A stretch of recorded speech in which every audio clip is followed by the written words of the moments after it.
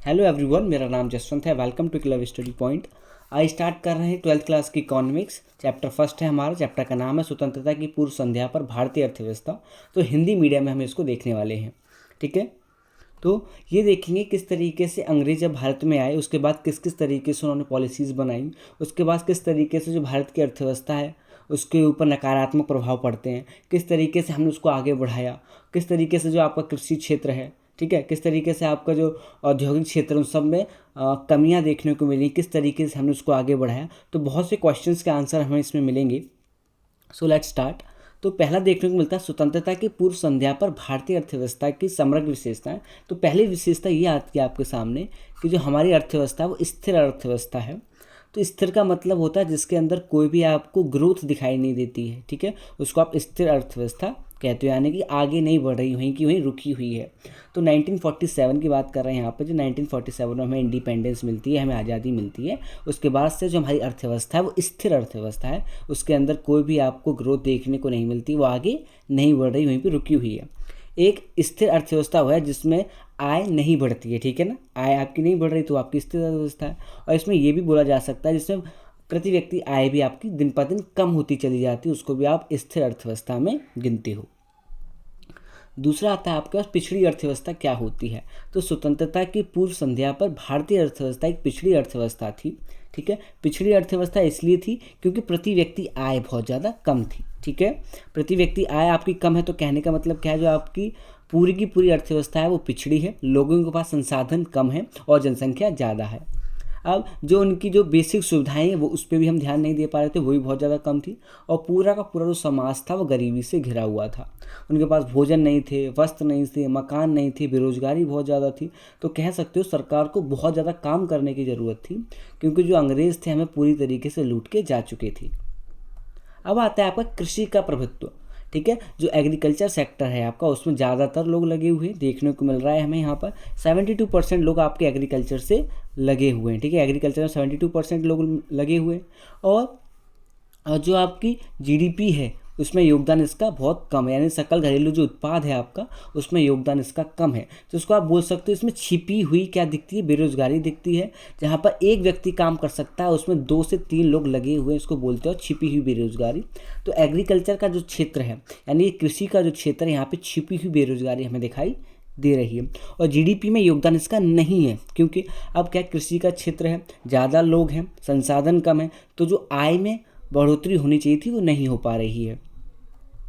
अब आता है आपका धीमा औद्योगिकरण, यानी कि जो इंडस्ट्रियलाइजेशन हुआ उसकी जो पेस है, उसकी जो गति है वो बहुत ज़्यादा कम है। अब इंडस्ट्रियलाइजेशन कम होता है तो हमें 2 चीज़ें याद रखनी है। पहली क्या, जब इंडस्ट्रियलाइजेशन कम है तो रोज़गार के साधन कम होंगे और प्रति व्यक्ति आय नहीं बढ़ पाएगी। तो 2 चीज़ें हमें यहाँ पे देखने को मिल रही हैं। और दूसरी बात क्या है, लेकिन जो भेदभावपूर्ण जो नीतियाँ रहीं अंग्रेज़ों की, उसकी वजह से भी हमारा जो औद्योगिकरण है वो नष्ट हो गया।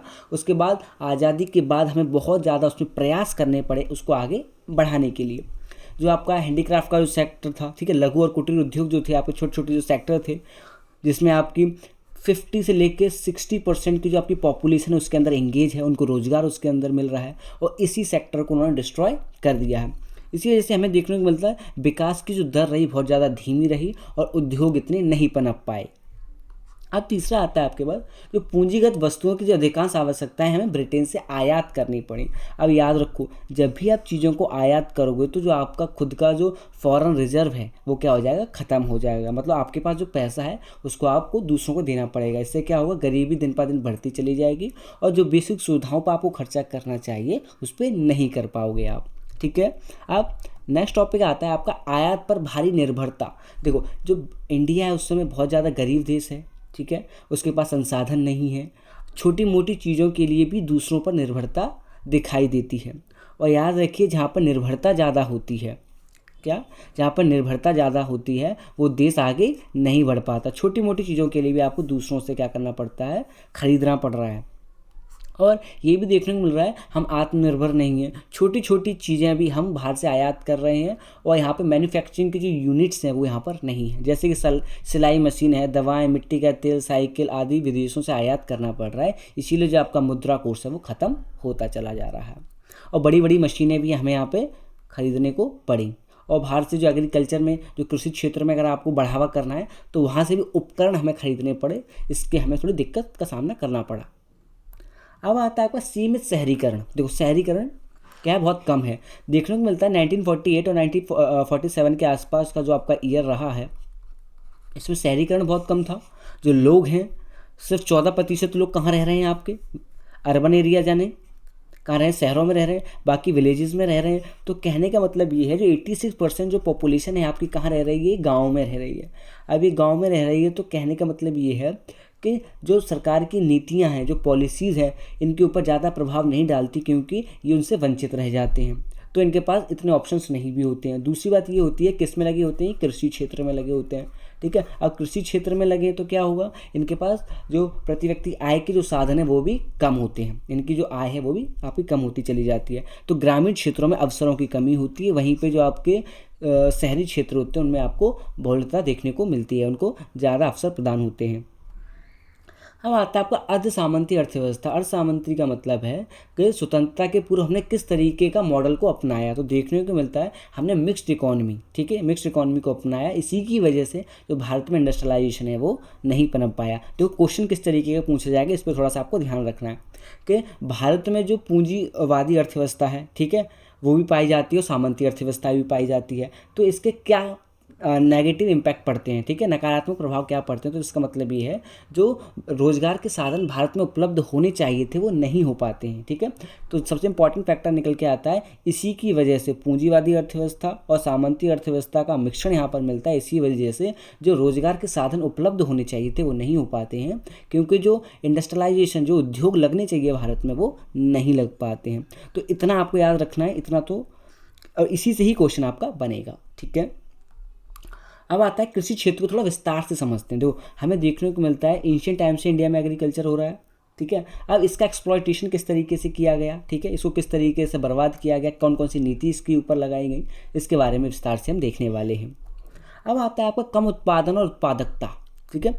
उत्पादन और उत्पादकता आपकी कम होती चली गई, यानी कि जो पर हेक्टेयर में जो प्रोडक्शन है वो भी आपका कम होता चला गया। अब इसको किस तरीके से बढ़ावा दिया जाएगा या फिर किस तरीके से इसको ठीक किया जाएगा, थोड़ा उसको भी देखेंगे। अब देखो कुल उत्पादन को संदर्भित करता है, जो उत्पादन है, कुल कितना उत्पादन हुआ। मान लीजिए 5 हेक्टेयर एक लैंड है, ठीक है ना, एक ज़मीन का टुकड़ा है, 5 हेक्टेयर है, इसमें कुल कितना उत्पादन हुआ उसको आप उत्पादन कहोगे। और ये 1 हेक्टेयर है, ये 1 हेक्टेयर है, ठीक है, ये 1 हेक्टेयर है। अब इसके अंदर जितना प्रोडक्शन हुआ उसको आप क्या बोलोगे, उत्पादकता बोलोगे। तो ये याद रखना, उत्पादन क्या है, उत्पादकता क्या है।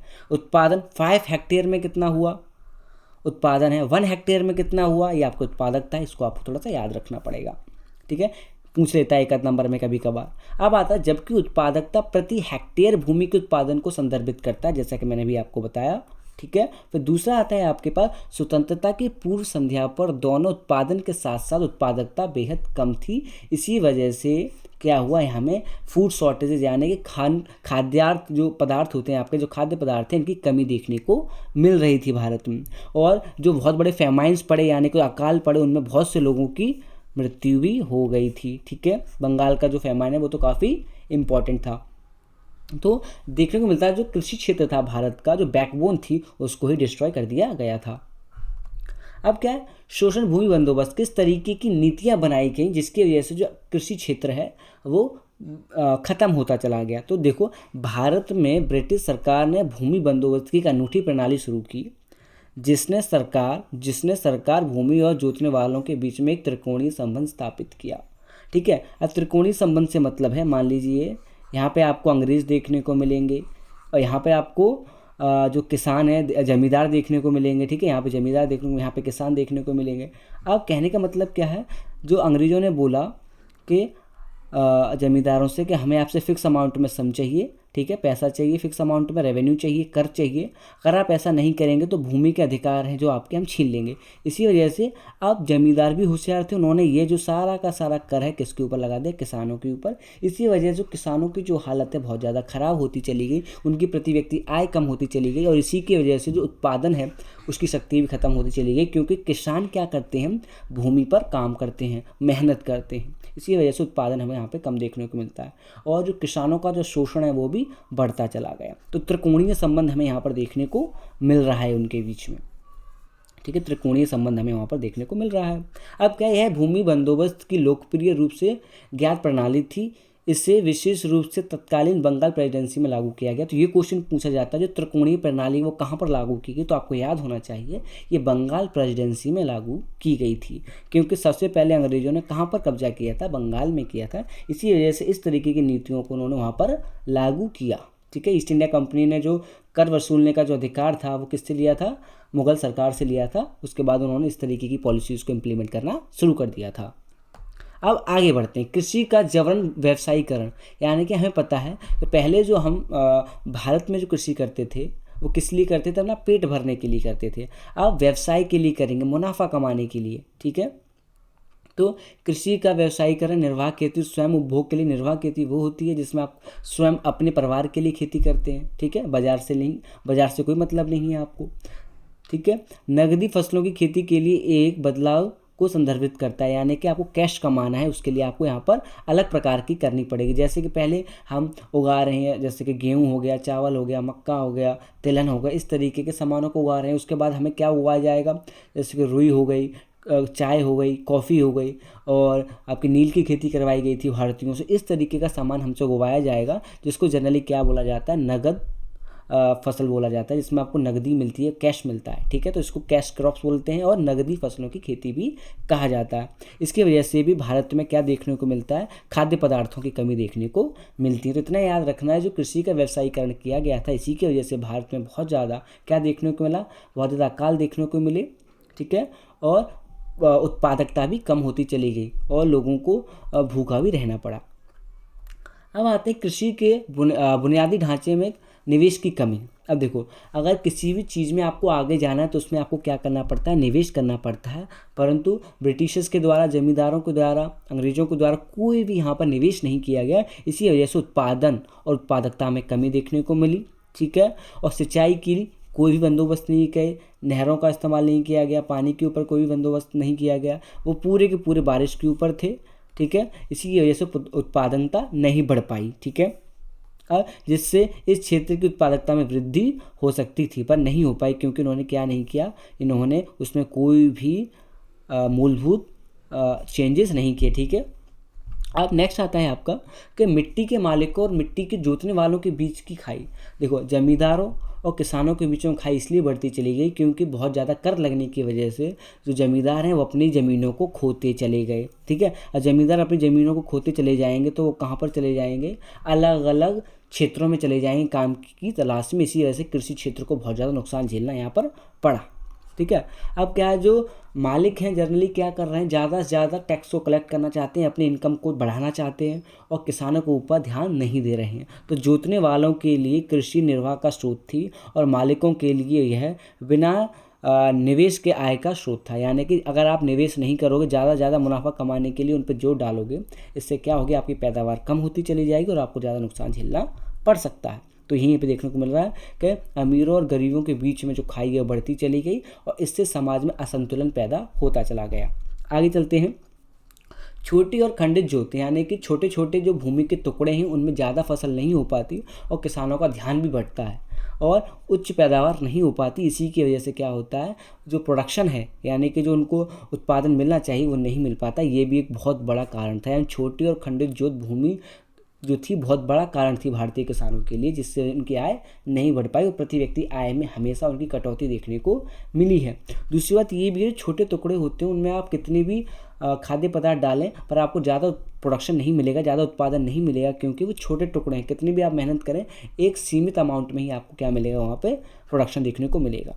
आगे चलते हैं, आपको औद्योगिक क्षेत्र आता है। देखो, औद्योगिक क्षेत्र को सिस्टमैटिकली डी इंडस्ट्रियलाइजेशन का मतलब है सोच समझ के भारत के उद्योगों को नष्ट किया गया। क्योंकि यहाँ से कोई भी अगर सामान जाता है ब्रिटेन में, ठीक है, यहाँ से कोई भी सामान जो जाएगा ब्रिटेन में, उस पर क्या किया जाएगा, कर लगा दिया जाता था, टैरिफ लगा दिए जाते थे। इसी वजह से उसकी डिमांड कम होती चली गई, और यहाँ की जो इंडस्ट्रीज़ हैं, यहाँ का जो उद्योग है, वो ख़त्म होता चला गया। पहले जो आपका हल शिल्प उद्योग का पतन, और परिणाम स्वरूप बड़े पैमाने पर बेरोजगारी देखने को मिली। यानी कि जो आपका क्षेत्र है जहाँ पे आपके बहुत से जैसे कारीगरी का काम किया जाता था, ठीक है ना, कॉटन से, सिल्क से बहुत से कपड़े वस्त्र बनाए जाते थे। इन सब पे क्या किया गया, प्रतिबंध लगा दिया गया, जिसकी वजह से यहाँ पे जो लोग उसमें लगे हुए थे वो बेरोजगार होते चले गए और पूरे के पूरे समाज में गरीबी विद्यमान होती चली गई। ठीक है, इतना याद रखना है आपको। अब दूसरा आता है कि हल शिल्प जो है, यानी कि जो भारत के एंशियंट टाइम से, पुराने समय से चले आ रहे जो उद्योग हैं वो ख़त्म कैसे हो गए, उनके पीछे क्या कारण है। तो ये 4-5 पॉइंट आपको याद रखने हैं। भेदभावपूर्ण जो नीति थी, टैरिफ नीति, ठीक है, टैरिफ यानी कि जो कर की नीति है, ठीक है, इसकी वजह से देखने को मिलता है आपको बहुत ज़्यादा कर लगा दिया गया था। यहाँ से कोई भी सामान जाएगा ब्रिटेन में तो उस पर आपको क्या ज़्यादा से ज़्यादा टैरिफ लगा दिया और वो चीज़ महंगी हो गई तो वहाँ के लोगों ने नहीं खरीदी, तो यहाँ की जो इंडस्ट्रीज़ है वो ख़त्म होती चली गई। अब आता है आपका रियासतों के जो दरबार हैं वो ख़त्म होते हैं, मतलब जो राजा महाराजा हैं इन चीज़ों को ज़्यादा खरीदते थे, अब वो नहीं रहे, रजवाड़े नहीं रहे, तो इन सब चीज़ों की जो डिमांड है वो कम होती चली गई। अब मशीनों का इंट्रोडक्शन होता है, यूरोप में इंडस्ट्रियलाइजेशन हो रहा है, वहाँ पे औद्योगिकरण हो चुका है। अब औद्योगिकरण होने की वजह से जो मशीन है वो ज़्यादा प्रोडक्शन कर पाती है, ज़्यादा माल बना पाती है, तो हाथ से बने सामान जो आपके होते हैं वो नहीं बिक पा रहे हैं। अब मांग के नए पैटर्न, मतलब जो हाथों से बनाए गए सामान हैं वो सीमित ही बनते थे और उनकी डिज़ाइन भी एक तरीके से सीमित होती थी। मशीनों से बने सामान में डिज़ाइन बहुत होती थी और लोगों को लुभाते थे। इसी वजह से हम वेस्टर्न यानी कि जो यूरोप का जो सामान है उसकी तरफ ज़्यादा ध्यान देने लगे और उसको खरीदने लगे। अब आता है आपके भारत में रेलवे का विस्तार। अब क्या होता है, भारत में जब रेलवे आती तो उनको पूरी की पूरी जो भारत का जो मार्केट है वो मिल जाता है, एक सामान दूसरी जगह पर बड़ी आसानी से पहुंच गया और पूरे के पूरे भारत में उनका कब्जा होता चला गया। तो ये कुछ कारण हैं जो याद रखने हैं आपको, जिनकी वजह से पूरा का पूरा जो भारत में जो उद्योग था वो ख़त्म हो गया।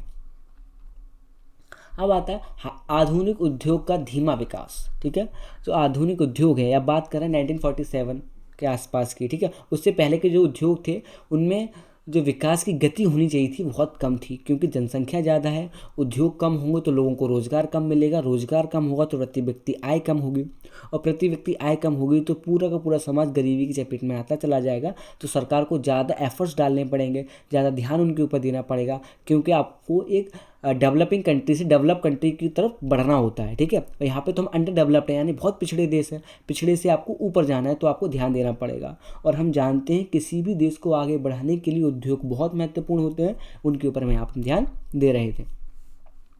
अब आता है आपका आधुनिक औद्योगिकरण की प्रक्रिया में राज्य की भागीदारी सीमित थी, यानी राज्य ज़्यादा फोकस नहीं करते थे, यानी सरकार है जो समझ सकते हो कि उनका जो ध्यान था वो इंडस्ट्रियलाइजेशन के ऊपर इतना नहीं था, इसी की वजह से यहाँ पे कमी देखने को मिली।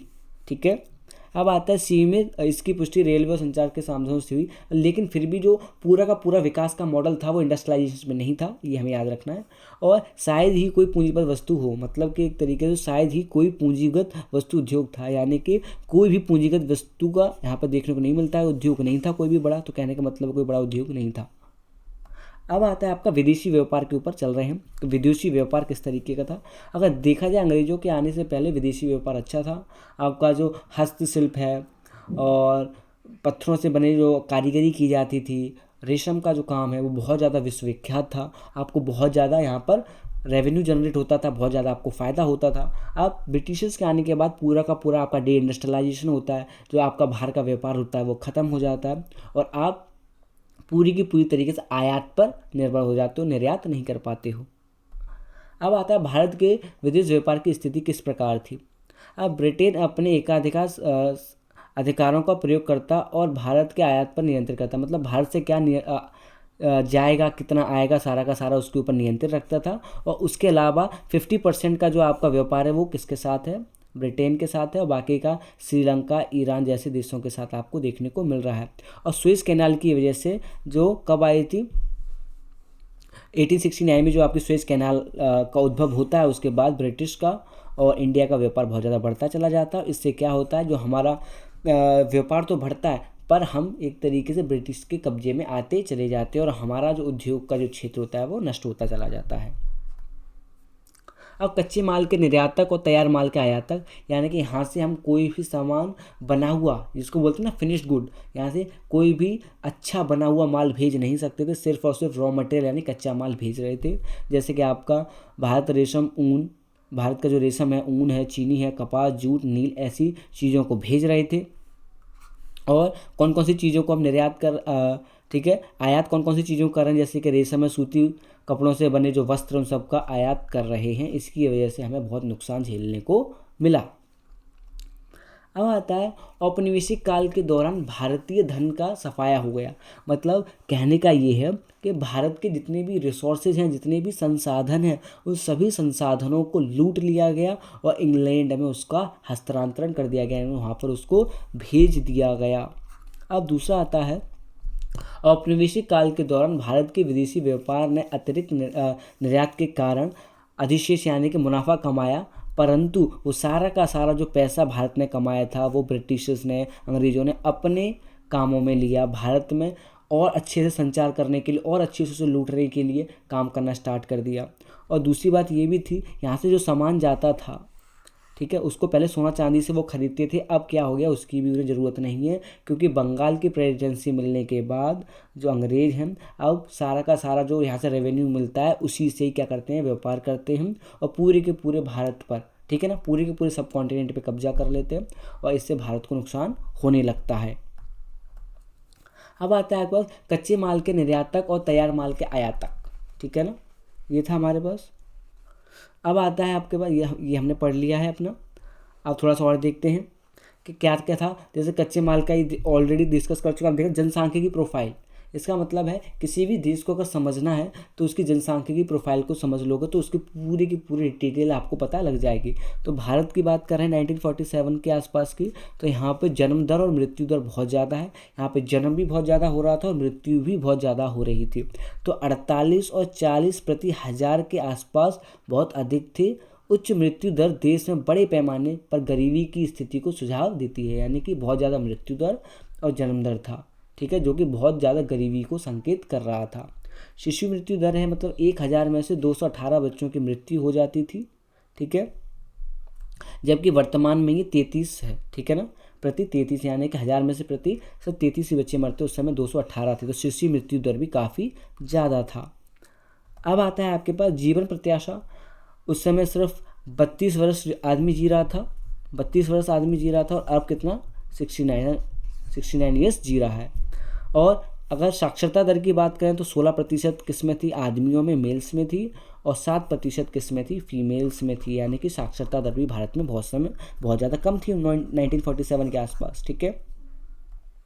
अब आता है व्यावसायिक संरचना। व्यावसायिक संरचना का मतलब है कि किस तरीके से आपका व्यवसाय था। तो देखने को मिलता है कृषि क्षेत्र में 72% लोग लगे हुए हैं। कृषि क्षेत्र में कितने लोग लगे हुए हैं, 72% कृषि क्षेत्र में लगे हुए हैं, और 9% किस में लगे हुए हैं, इंडस्ट्रीज़ में। तो देखने को मिल रहा है बहुत ज़्यादा यहाँ पर कमी देखने को मिल रही है। इसी वजह से रोजगार के जो साधन थे भारत में कम थे। अब आता है आधारभूत संरचना, यानी बुनियादी ढांचे। आर्थिक के साथ साथ सामाजिक अत्यधिक कमी बनी हुई है। एक मूलभूत बदलाव, यानी कि मूलभूत क्या क्या बदलाव आए, उन बदलावों के बारे में अगर हम बात करें तो देखने को मिलता है कि औपनिवेशिक काल के दौरान जो भारत को बहुत ज़्यादा कमियां देखने को मिली, एक तरीके से उसका जो शोषण था वो लगातार होता रहा, ठीक है। लेकिन केवल भारतीय अर्थव्यवस्था के औपनिवेशिक शोषण को सुविधाजनक बनाने के लिए। अब दूसरी बात ये भी होती है कि जो अंग्रेज़ों के द्वारा जो काम किए गए, रेलवे का विस्तार किया गया, एडमिनिस्ट्रेशन का जो विस्तार किया गया, मतलब किस तरीके से भारत में कामकाज किया जाएगा, वो सिर्फ और सिर्फ भारत को लूटने के लिए किया गया था। इसमें भारत का कोई भेद छिपा नहीं था। अब देखने को मिलता है भारत में ब्रिटिश शासन के कुछ सकारात्मक जो परिणाम है उनके बारे में देखते हैं। तो पहला ये है कि परिवहन, यानी कि रेलवे का विस्तार हो गया था। दूसरा ये है बंदरगाहों का विस्तार वो करके गए थे। और दूसरा आपका ये आता है कि किस तरीके से शासन किया जाएगा उसके बारे में उन्होंने बताया था। एडमिनिस्ट्रेशन उन्होंने, जैसे जुडिशरी के बारे में, किस तरीके से न्याय मिलेगा, शिक्षा के बारे में उन्होंने बहुत सा काम किया था। वो सारी चीज़ों को आज भी हम कॉपी कर रहे हैं। तो मतलब किस तरीके से एक देश को चलाना है उसकी एक मिसाल वो पेश करके यहाँ पर गए थे, ठीक है। एक मजबूत और कुशल प्रशासनिक व्यवस्था के बारे में उन्होंने हमें बताया था, ठीक है। Thank for watching. अगर आपका कोई भी डाउट होगा तो मैं ज़रूर वीडियो बनाऊंगा आपकी, ठीक है। Thank you very much all of you.